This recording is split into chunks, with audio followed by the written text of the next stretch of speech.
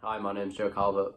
And I'm Ashley Knudsen. In this presentation, I will be covering attitude and persuasion and lifestyle and values. And I will be covering the introduction on our brand Adidas and motivation. Introduction. Adidas was founded in Germany in 1949 and has become one of the largest sports and apparel brands in the world. Currently, Adidas is the largest sports manufacturer in Europe, second only to Nike worldwide.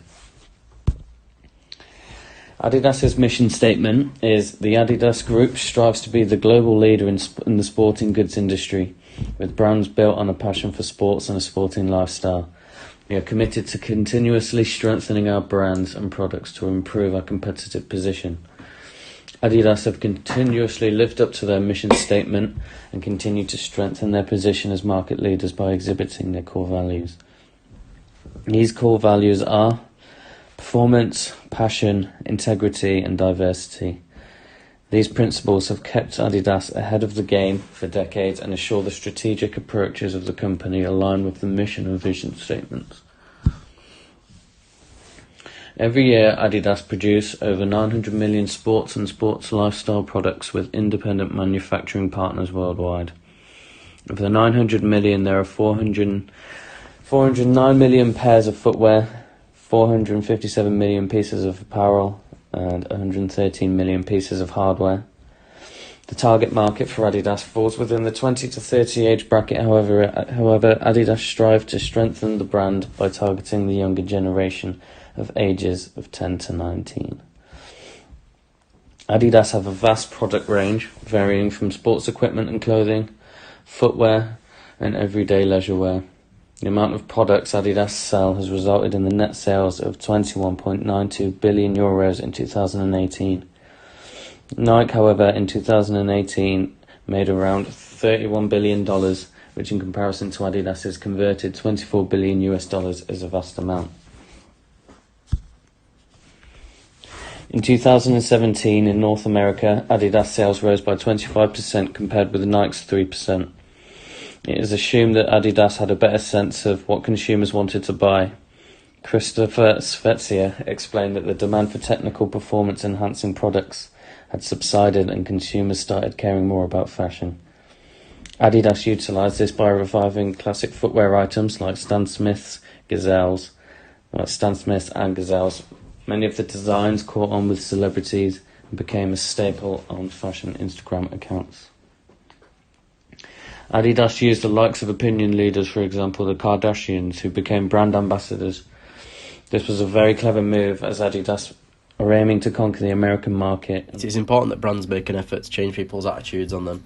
This often happens if there's been any scandals or an unpopular product release as a desperate attempt to win back previous customers who have changed their attitude in a brand. Or it can be to change people's attitudes in a brand which were already negative in the first place. The first way which attitudes can be formed is social/cultural influences.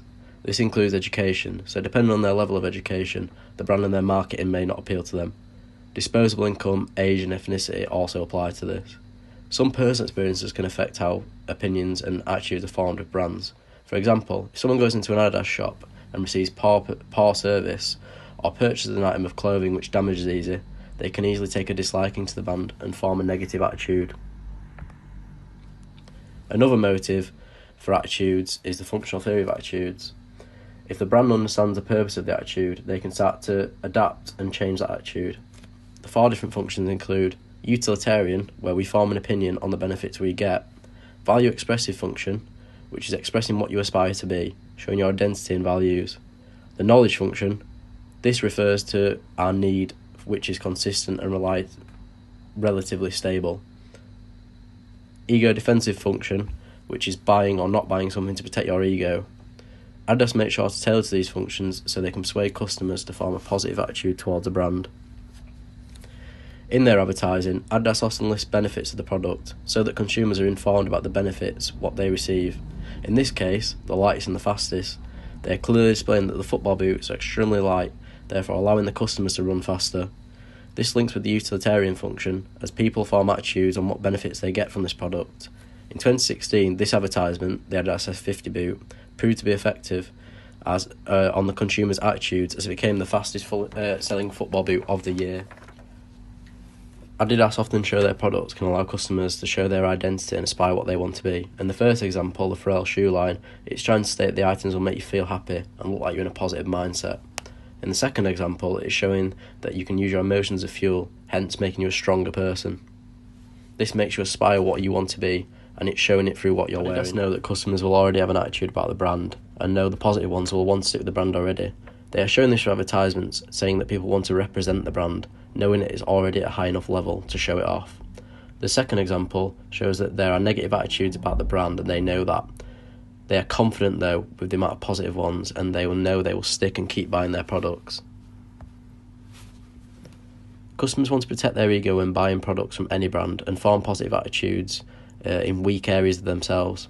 Adidas try to capitalise on this through their advertisements.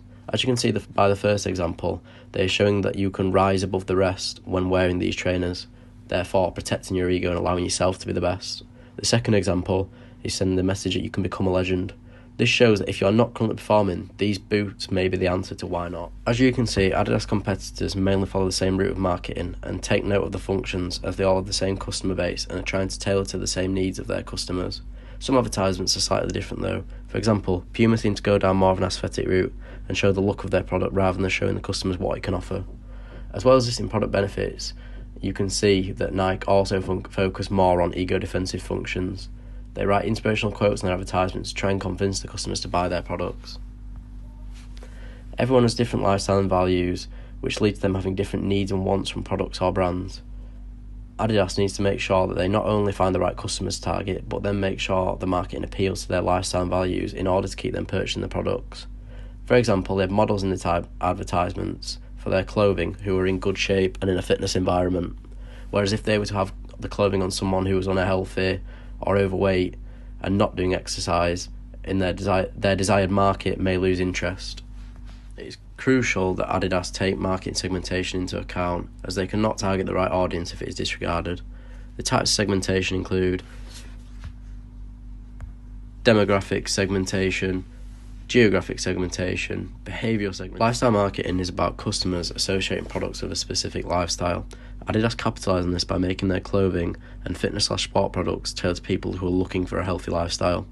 In their advertisement, they look like their products are being used by people who live a healthy lifestyle, so people who are trying to start one will buy their products.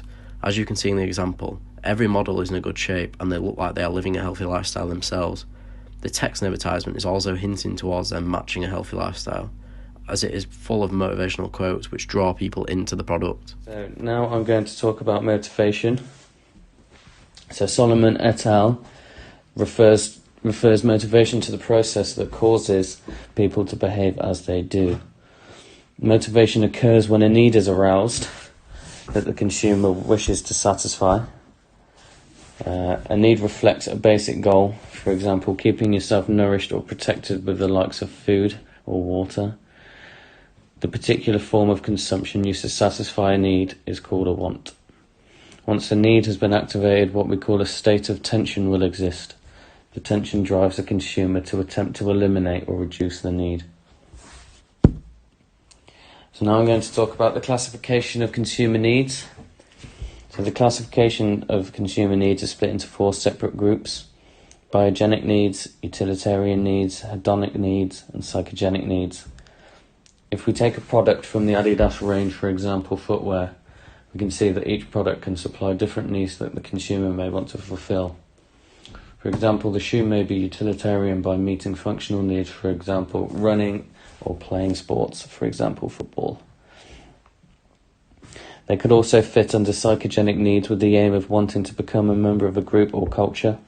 We can see this in football culture, where a lot of members wear specific items, for example, the famous Adidas shoes called gazelles. So now I'm going to talk about expectancy or pull theory. So expectancy or pull theory suggests that behaviour is largely governed by expectations of achieving desirable outcomes. Consumers often like to see the benefits they will receive from a product, and Adidas use this to their advantage. As you can see from the images displayed, Adidas are using pull theory to convince the consumer that if they purchase these football boots, they will be faster, have a better first touch, and be able to dribble better with the football. By highlighting these benefits, Adidas are able to motivate the consumers to seek the rewards these products give out, hence pulling the consumers towards their brand. Nike also use pull theory in their ads to entice potential customers. Each individual football boot is designed for players with different abilities, and Nike tried to play on this. However, unlike Adidas, Nike do not supply a full range of boots for sports such as rugby. This means there is a whole market that Nike are potentially missing out on. By using pull factors in all of their product ranges, Nike could be much more efficient like Adidas in using pull factors in their advertising.